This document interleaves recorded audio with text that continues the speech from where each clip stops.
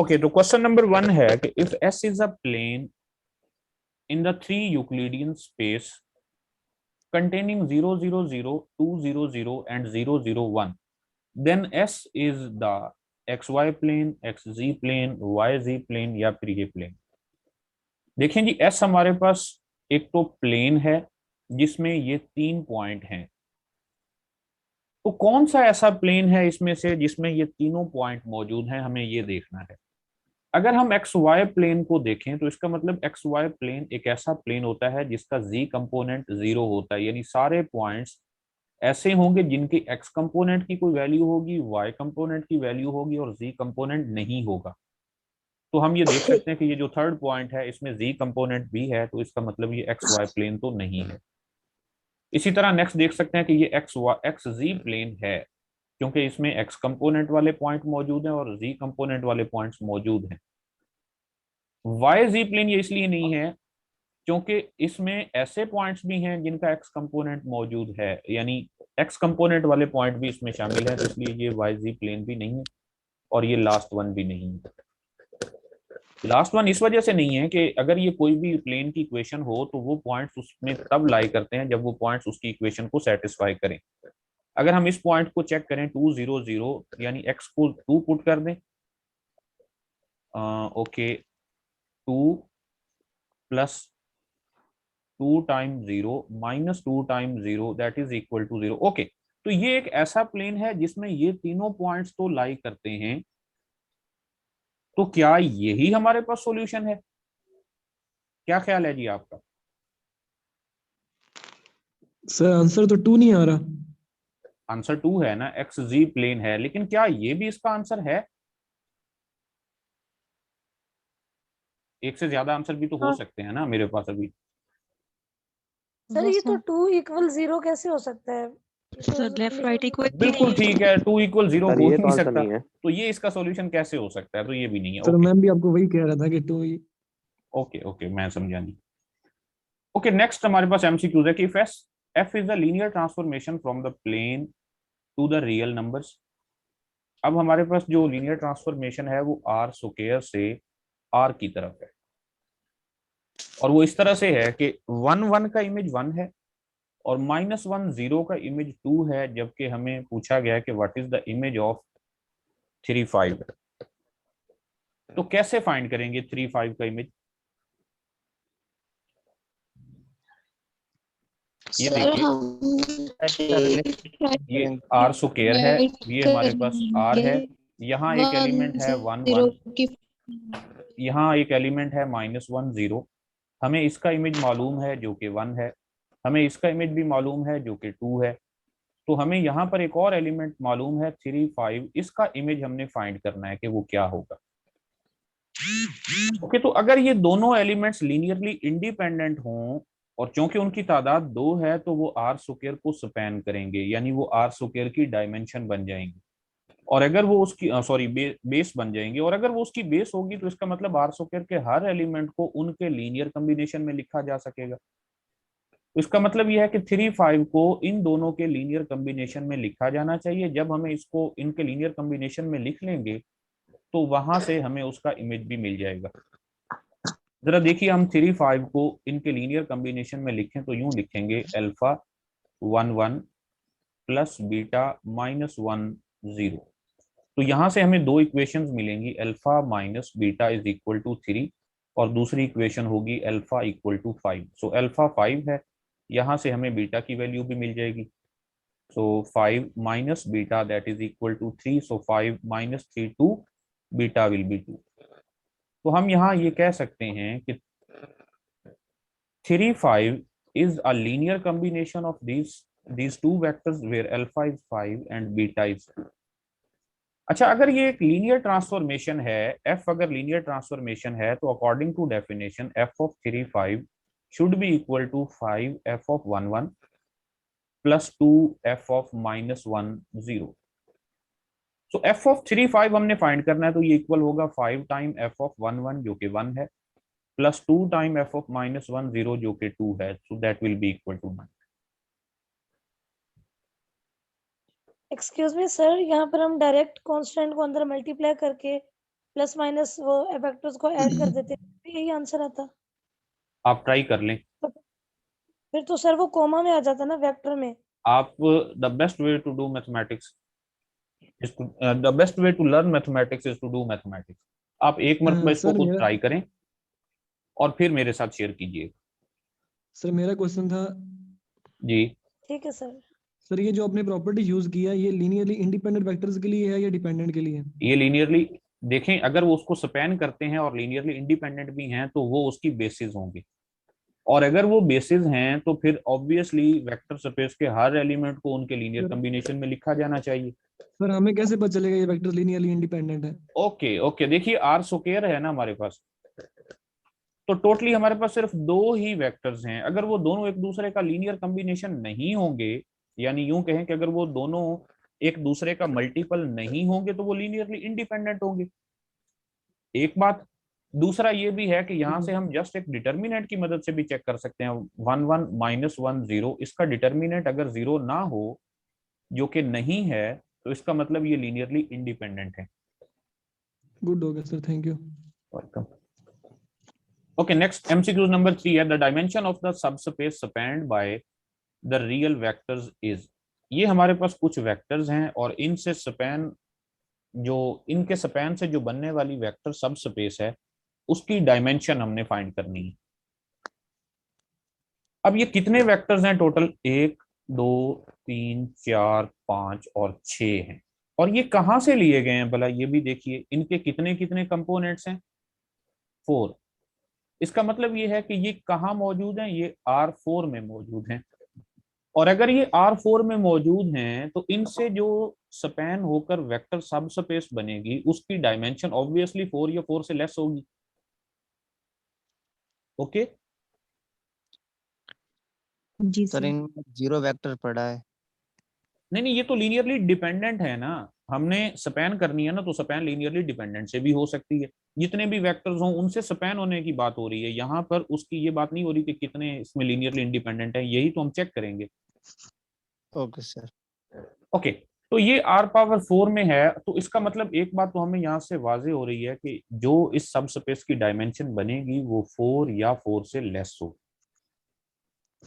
यहां से हम एक मैट्रिक्स बना सकते हैं जिसके एलिमेंट्स हैं 1 1 0 1 2 2 0 0, सॉरी ये 0 है, इसी तरह 0 1 0 0 2 0 0 3 1 -2 0 8 and 0 0 0 0।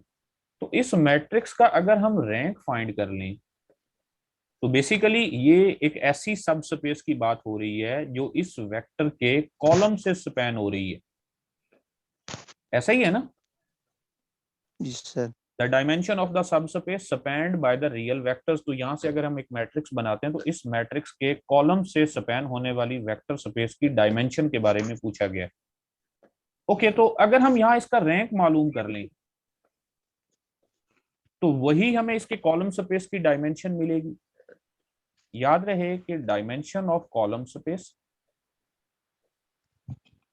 That is called rank. तो इस मैट्रिक्स का रैंक फाइंड कर लिया जाए, जो इसका आंसर होगा वही इसकी डायमेंशन होगी। यहां से एक बात और भी हमें पता चल रही है कि ये जो 0 वेक्टर है ये तो लीनियरली डिपेंडेंट होता है, इसको तो छोड़ें यहां से।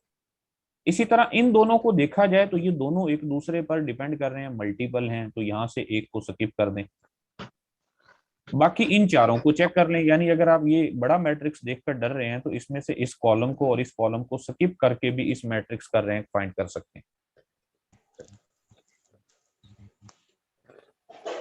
ओके, तो ये आप खुद ही इसमें से चेक करेंगे कि क्या है।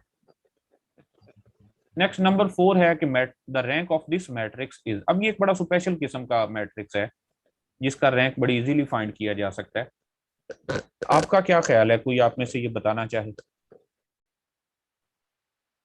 जी सर, मुझे एक मेथड पता है कि अगर हम इसको ब्लॉक मैट्रिसेस के फॉर्म में नहीं ब्लॉक मैट्रिसेस कन्वर्ट बड़ी, कर ये ले आप तो इसमें देखें एक रैंक बड़ा बड़ी पैटर्न है। आसानी से मालूम नहीं हो ब्लॉक जाएगा। मैट्रिसेस ना बनाएं, वो बड़ा लंबा चौड़ा प्रोसेस हो जाएगा। मैंने बन कभी गई भी सर। ब्लॉक मैट्रिसेस नहीं बनाए, लेकिन मैं रैंक अच्छे से मालूम कर लेता हूँ। चलिए ठीक है सर, आप हमें वो मेथड भी बता ये दें। देखिए 1 2 3 4 5 6 7 8 9 10 11 12 13 14 15, अगर हम इन आखिरी वाली दो रोज को चेक करें तो 21 minus 16 will be 5, 22 minus 17 will be 5, यानी इस मुकम्मल रो में 5 बन जाएंगे। Okay, yes next sir. जब हम इस रो में से इस रो को माइनस करेंगे तो इस रो में भी हमें सारे 5 मिलेंगे।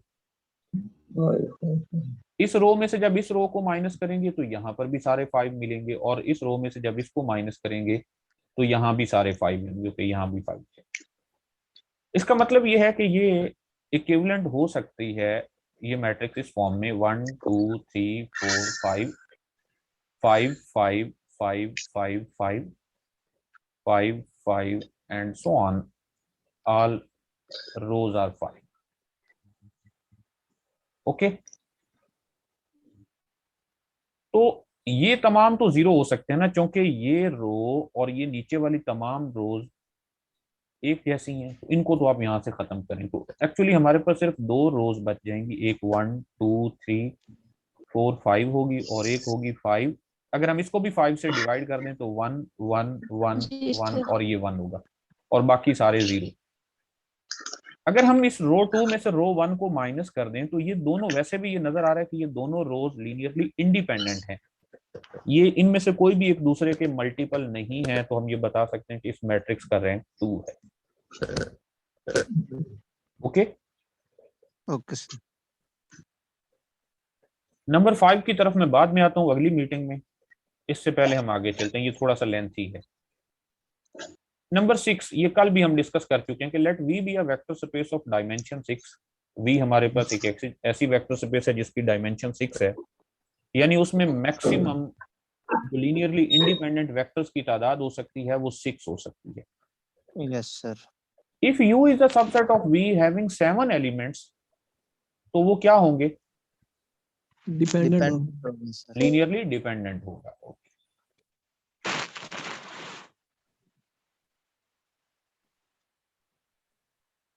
Okay, number 7. Suppose that a linear transformation has kernel spanned by one non-zero vector. इसका क्या मतलब है कि कर्नल की जो डायमेंशन है वो 1 है, dimension of kernel of T that is equal to 1, यानी यहां से हम ये कह सकते हैं कि नलिटी जो है वो 1 है, nullity of T that is equal to 1। और हमसे पूछा गया कि what is the dimension of range, dimension of range को रैंक कहा जाता है। तो हम ये जानते हैं, एक रिजल्ट है rank plus nullity nullity theorem that is equal to the dimension of the first vector space. r power 4 की वेक्टर इसकी डायमेंशन है 4, तो नलिटी हमें मालूम है कि वो 1 है, so 1 plus rank that is equal to 4। तो हम यहाँ से बता सकते हैं कि जो रैंक है वो कितना है, 3 है, यानी dimension of range of T will be 3। Sir. इस केस में हमेशा पहले की लेते हैं जी डिमेंशन। पहले की, ये रिजल्ट है हमारे पास। Okay sir. Okay, given that S and T are subspaces of a vector space V, which of the following is also a subspace of V? ए दो ऑप्शन होगा। सबस्पेसेस का इंटरसेक्शन एक सबस्पेस होती है, तो क्या यस इसका सर। ऑप्शन ए ठीक है? Yes sir. लेकिन बाकियों को भी चेक जी। कर लेना चाहिए, हो सकता है उनमें से भी कोई ठीक हो। जी सर। यूनियन नहीं होता, जबकि ये Always. 5S जो है ये भी वेक्टर सबस्पेस है, तो यहाँ राइट ऑप्शन डी होगा। Okay. Next, number 9. The set of all solutions to the homogeneous equation AX equals 0 where A is an m by n matrix is। अब ये जो इसके जितने भी सॉल्यूशंस होते हैं होमोजेनियस इक्वेशंस का जो सॉल्यूशन सेट होता है वो नल स्पेस कहलाता है। हम दो किस्म की नल स्पेस के बारे में बात कर रहे हैं, हमने पहले null space of the linear transformation की बात की, अब हम यहाँ मैट्रिक्स की नल स्पेस की बात कर रहे हैं। तो ऐसे तमाम सॉल्यूशंस जो इस इक्वेशन को सॉल्व करने से मिले वो नल स्पेस ऑफ ए में होते हैं, तो this is null space. Okay,